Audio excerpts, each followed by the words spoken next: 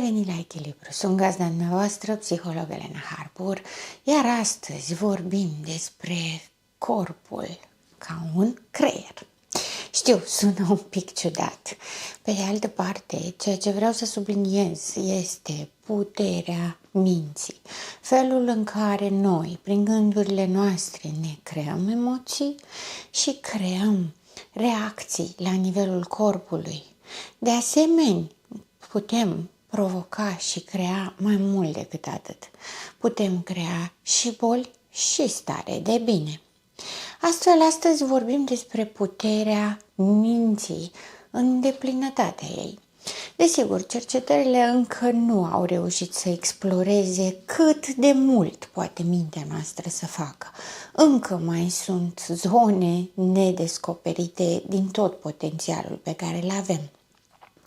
Însă ceea ce se cunoaște deja și este extrem de important să știm este exact faptul că tot corpul nostru este conectat la noi, la ce simțim, la ce gândim, la planurile noastre de viitor, la fricile noastre, la tot ce mintea noastră creează. Spun acest lucru pentru că, de exemplu, anxietatea este o tulburare care presupune o anticipare în viitor. Ceva care nu se întâmplă acum, dar mă aștept să se întâmple. Mă gândesc că ar putea să se întâmple și mă sperie acest lucru. E bine, starea pe care o trăim în corp este prezentă, este vie, este acum. De asemenea, un alt exemplu este vis-a-vis de durere. Există foarte multe cazuri în care oamenii acuză dureri acute, cumplite, pe care le trăiesc extrem de real. Și totuși, mergând la doctor, nu există o cauză biologică. Acest lucru se întâmplă pentru că, practic, creierul nostru este conectat la tot corpul nostru. Poate, teoretic, ați putea fi tentați să vă gândiți cum asta, creierul nostru stă doar în craniu și atât. Ei bine, practic există delimitarea. Pe de altă parte, creierul nostru comunică prin măduva spinării cu tot corpul, prin terminațiile nervoase pe care le dă, prin receptarea informațiilor de la toți senzorii, receptarea temperaturii din mediu, receptarea senzațiilor de atingere, receptarea luminii, receptarea emoțiilor celorlalți.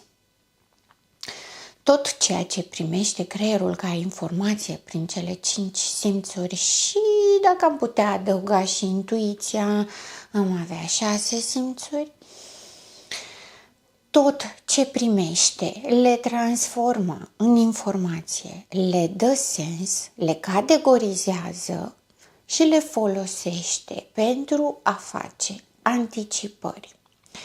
Suntem în confort? Suntem în siguranță?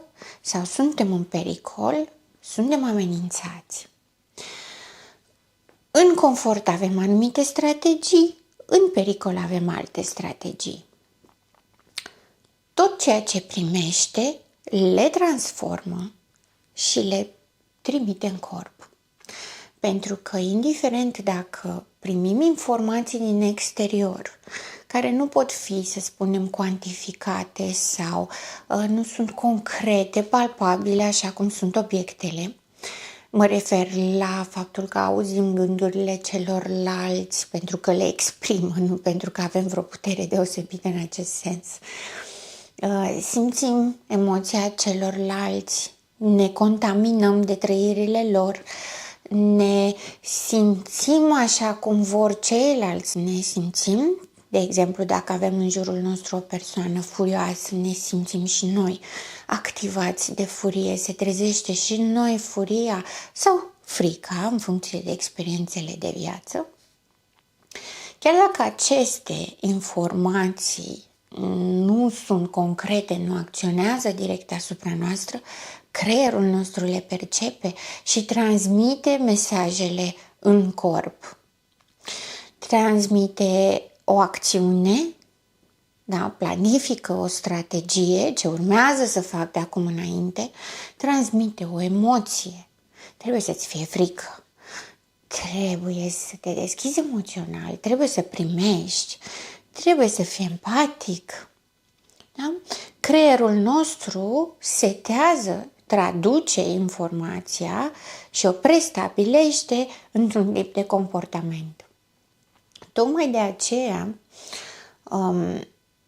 ceea ce noi facem trebuie să aibă legătură cu ceea ce spunem. Pentru că am spus de mai multe ori, întotdeauna în zona de încredere, de relații sociale, emoționale, de cuplu, de familie, profesionale, de orice fel, este importantă această coerență și tocmai de aici au existat și foarte multe teorii vis-a-vis de cum prindem minciuna, cum ne dăm seama când cineva nu face ceea ce spune, nu este autentic, în această contradicție dintre gânduri și fapte.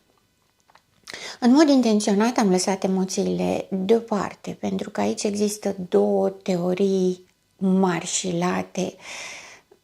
Desigur, există și variații, dar acestea două sunt semnificative în ideea în care este o teorie care spune că emoțiile generează gândurile și o altă teorie care spune că gândurile generează emoțiile. Mai există și o a treia teorie care spune că corpul este nu doar un păstrător al gândurilor și emoțiilor noastre, ci la rândul lui produce emoții și gânduri. M-am rezumat la cele două pentru că sunt antagonice și pentru că, în general, există această tendință de a pune separat mintea de trup. Avem tendința, suntem educați, societatea promovează acest lucru. Te doare ficatul sau stomacul, te duci la doctor.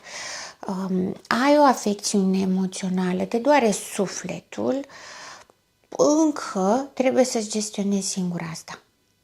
Deși psihologia exact cu acest lucru se ocupă, psihoterapeuții exact de acest lucru se ocupă și este tot îngrijirea ansamblului.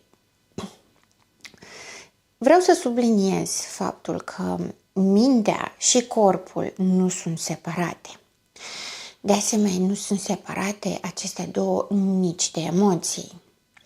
Pentru că astăzi vorbim despre puterea minții, avem în vedere faptul că mintea poate genera emoții. Mintea este cea care ne conduce faptele. Felul în care gândim se vede în corpul nostru. Dacă avem o minte armonioasă, dacă avem o minte pozitivă, se va vedea în faptul că suntem oameni pozitivi, calzi, empatici. Dacă mintea noastră produce gânduri rele, se va vedea că suntem egoiști, invidioși, răutăcioși, exclusiviști, poate. Dacă mintea noastră produce frică, se va vedea că suntem anxioși, retrași, ambivalenți. Mintea noastră este cea care controlează inclusiv corpul. Ea ne spune ce să facem mai departe. Facem un gest, o mișcare sau nu o facem. Zâmbim sau fugim. Ne certăm, lovim, ne retragem, ne ascundem, evităm. Toate lucrurile acestea ne le spune mintea noastră. Emoția există. Poate să fie generată de gânduri, poate să fie generată de corp. Și ca să explic aici, mă refer la faptul că atunci când există afecțiuni pe anumite organe, disfuncțiile organelor creează anumite stări emoționale. Ele sunt în interdependență. Dar de asemenea și emoția în sine creează gânduri și creează funcții sau disfuncții ale organelor. Ei bine, nu este suficient să fim doar vii. Suntem un ansamblu. Iar mintea, emoția și corpul nu pot fi separate în mod practic, real. Mintea noastră fără corp nu există. Mintea noastră fără emoție, de asemenea, nu există. Deși majoritatea noilor tendințe, ca să spun așa, în societatea actuală, exact către acest lucru conduc. Nu te lăsa influențat, nu arăta ce simți, nu simți, nu te copleși cu emoții, nu lăsa emoția să existe, nu fi timid, nu fi furios, nu simți. Acesta este mesajul principal. Gândește, nu simți. Ei bine, nu se poate așa. Acest lucru nu există. Pentru că și atunci când gândim și avem impresia că nu simțim nimic, tot simțim ceva. Simțim liniște, simțim confort, dar simțim ceva. Ca atare, nu ne putem desprinde de zona emoțională. Ceea ce putem să facem cu puterea minții este să controlăm cantitatea de emoție, nu tipul de emoție, pentru că și aici au fost anumite teorii care au spus că putem să ne convingem noi pe noi ce să gândim și ce să simțim. Au existat anumite teorii care au spus că noi, cu puterea minții, ne putem controla și decide ce tip de emoții să avem. Da și nu, pentru că putem decide ce amplitudine să aibă emoția, dar nu putem decide ce tip de emoție. Ca să dau un exemplu aici, când suntem într-o relație toxică, o relație cu un psihopat, nu putem să simțim realmente iubire, nu ne putem programa să iubim, nu putem decide mental să iubim, pentru că nu există sentimentul de iubire din partea psihopatului și atunci putem crede că iubim, dar în realitate emoția este adecvată, este aceea de pericol, de frică și atunci substituim frica cu o falsă iubire. Credem că iubim, dar nu iubim. Suntem dependenți pe baza fricii și pe baza lipsei de iubire și pe baza nevoii de iubire, dar nu iubim realmente. Ca atare, putem decide cu puterea minții ce amplitudine are emoția și nu care tip de emoție. Putem decide atunci când ne enervăm să ne calmăm, să reducem tensiunea, să reducem posibilitatea pierderii controlului pe emoție, pierderii controlului pe acțiunea generată de emoție. Este extrem de important să înțelegem că amplitudinea și tipul emoției generează și influențează tipul de gândire și este în directă legătură cu tipul de comportament. Dacă sunt furios, nu pot să fiu empatic, cald, susținător. Nu pot. Ceea ce pot să fac este să fac un comportament disimulat, contradictoriu și, de exemplu, să mă umfle râsul. Dar este un râs nervos, un râs puternic, un râs agresiv, un râs ironic, eventual un râs ofensator, care să traducă emoția reală. Tocmai de aceea se spune și există acea expresie că nu există secret al sufletului care să nu se vadă în corp sau în comportament. În comportament, tot ce facem reflectă gândurile noastre și emoțiile noastre de bază, reale, ca atare reflectă nevoile noastre reale, indiferent cât de mult am încerca să le manipulăm, să le disimulăm, să mințim, să ne prefacem. Indiferent cât de mult.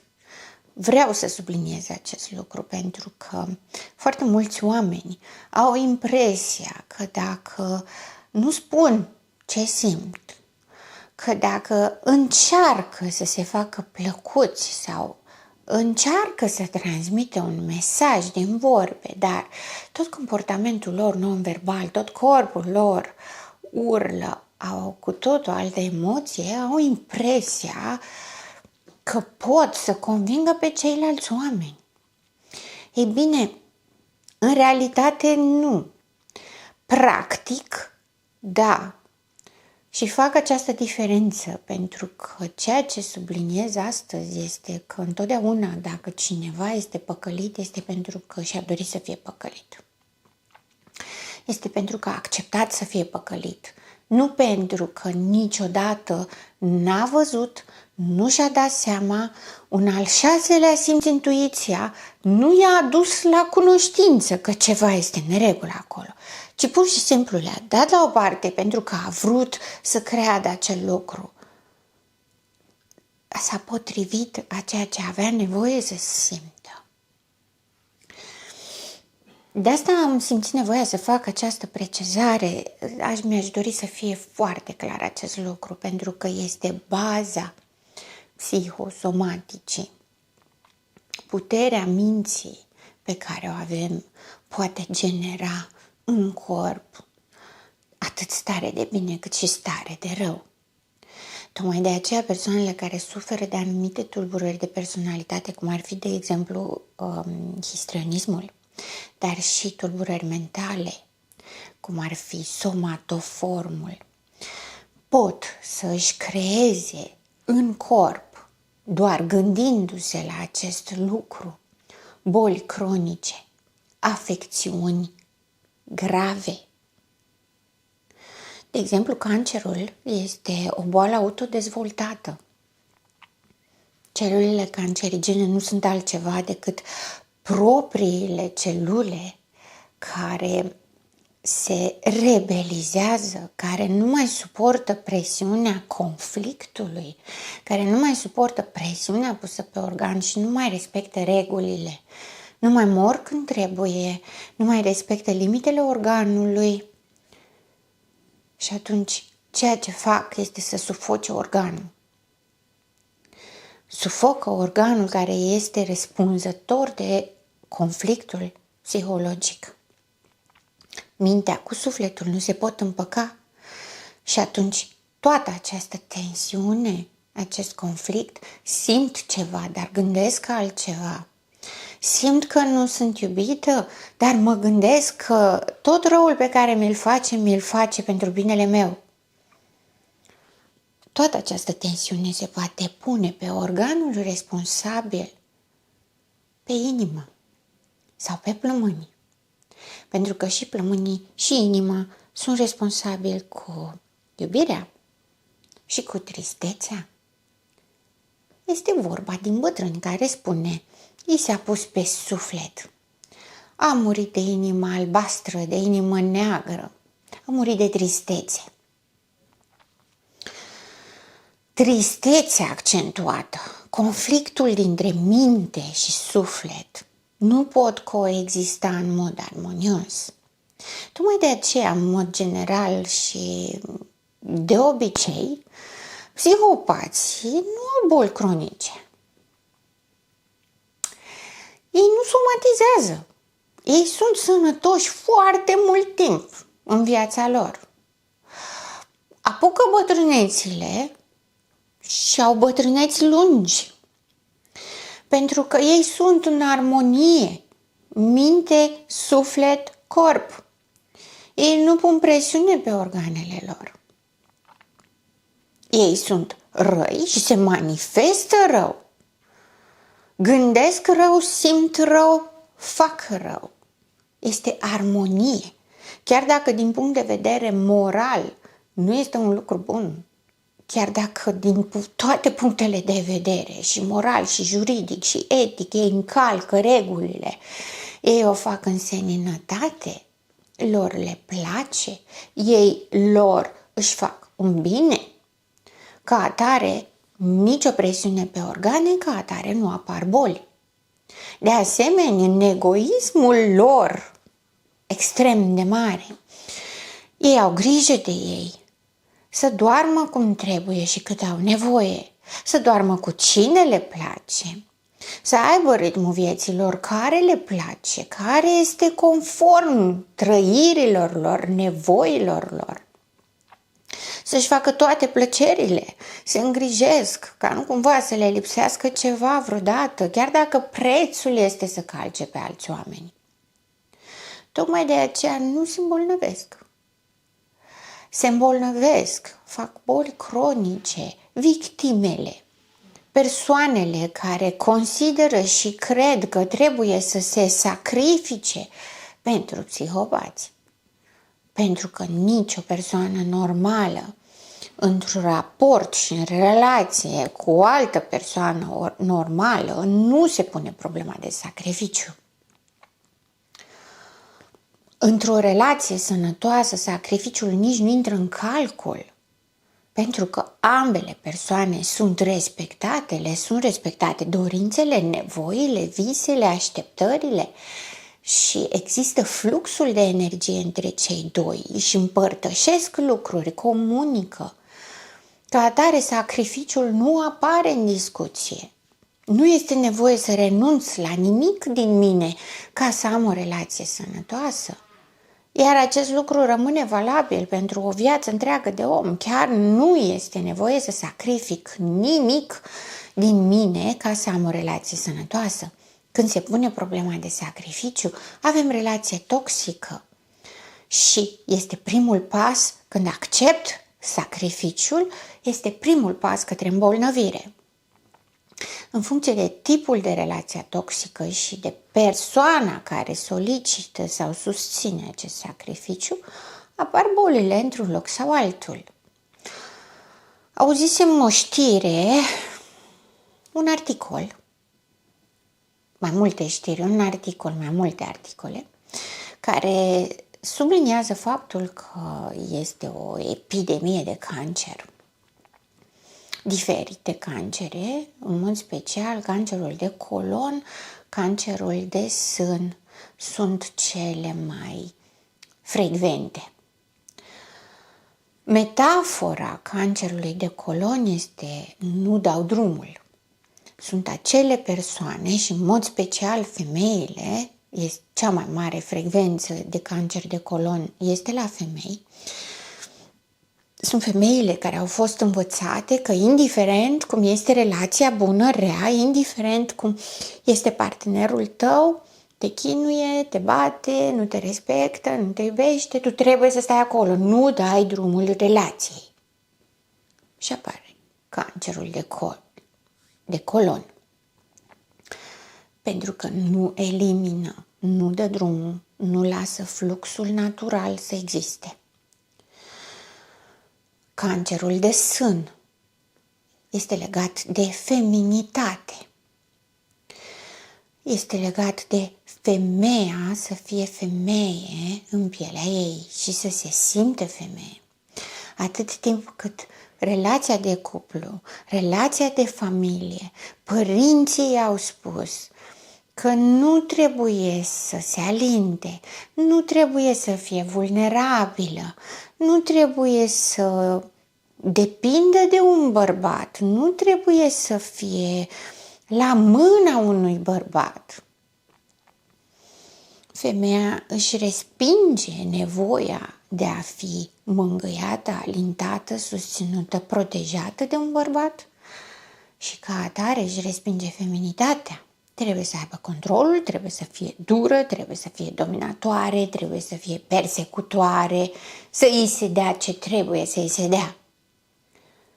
Bineînțeles, intră în conflict cu nevoia ei existențială și atunci conduce către cancerul de sân.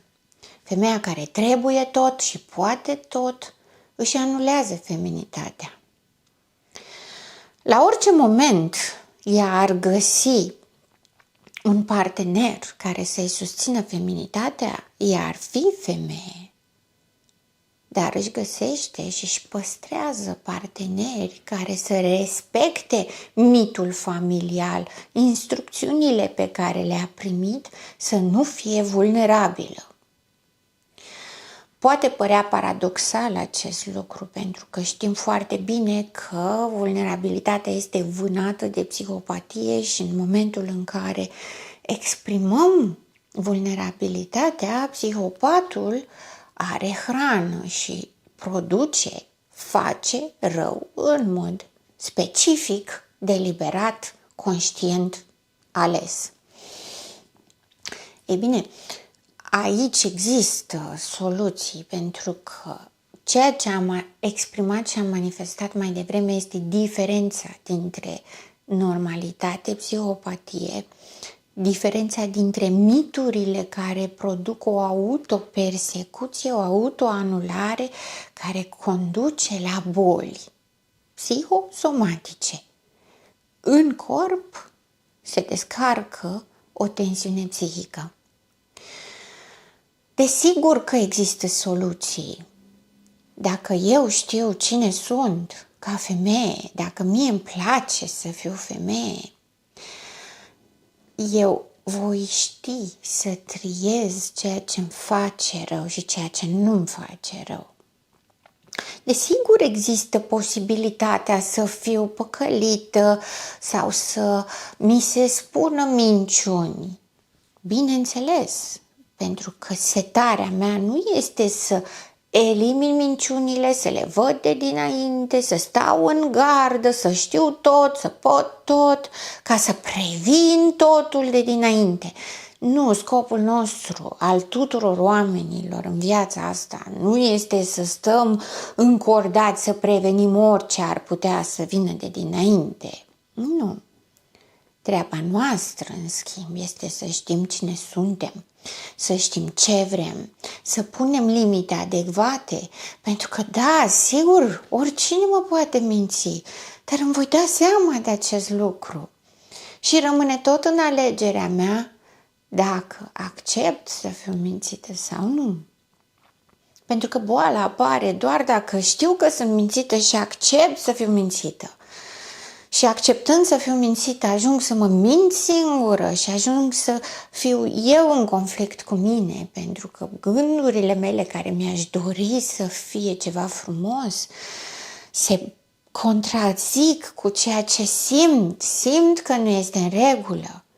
Și atunci, dacă eu consimt minciuna, ajung să mă mint singură și să-mi fac rău singură. Adevărul este că nimeni nu poate să-mi facă rău, nimeni nu poate să îmi producă un abuz dacă eu nu consimt la acest lucru. Dacă știu ce înseamnă un abuz, îl identific că există, am iubire și stimă de sine și spun acest lucru nu este în regulă, acționez în conformitate, ori pun niște limite foarte clare, foarte ferme, ori plec de acolo. Să plec dintr-o relație abuzivă este o demonstrare a faptului că eu știu cine sunt, că eu știu ce vreau, că eu aleg sănătatea pentru mine și pentru cei din jurul meu. Este o dovadă de iubire de sine, dar și de iubire de ceilalți. Pentru că mulți oameni fac abuz din neștiință. Mulți oameni fac abuz din frică. Și atunci, dacă eu pun limită și nu permit un abuz, îi fac un bine și aceluia care e frică, pentru că are posibilitatea reală, șansa reală la o viață calitativă, la o relație sănătoasă. Vedeți, în relațiile interumane niciodată nu este o direcție unilaterală. Niciodată nu este vorba despre faptul că eu simt, mă face vulnerabil, mă face victimă, înseamnă că o să mi se întâmple lucruri rele și o să am o viață groaznică. Nu! Faptul că eu simt este valoarea mea, este atul meu, pe care pot să-l regăsesc în alți oameni ca mine și să construiesc relații sănătoase și eu să am o viață calitativă și să rămân sănătos în corpul meu. Și în același timp îmi permite să identific pe cei care nu au. Să pun limite și să mă retrag, tot ca să rămân într-o viață calitativă, să-mi dau șansa la o viață calitativă, sănătoasă și lungă. Șansa aceasta ne-o dăm singuri, nu ne-o dă nimeni altcineva. Iar din punctul meu de vedere, aceasta este puterea reală a minții. Nu fenomenele paranormale, nu telepatia, nu ghidajul, nu minciuna, nu manipularea, nu, ci am asumat dreptul la viață, la sănătate, la fericirea mea. A alege să fiu sănătos și fericit. Este un drept pe care l-am, iar din punctul meu de vedere și o obligație. Pentru că dacă noi nu suntem bine, nici ceilalți din familia noastră, nici cei pe care îi iubim sau ne iubesc, nu au cum să fie bine. De aceea am numit-o obligație. Și ca atare, consider că avem și dreptul, dar și obligația la fericire. Haideți să ne facem mințile puternice în fericire, nu în suferință. Sunt gazda dumneavoastră, psiholog Elena Harbur, și până data viitoare, rămâneți în echilibru.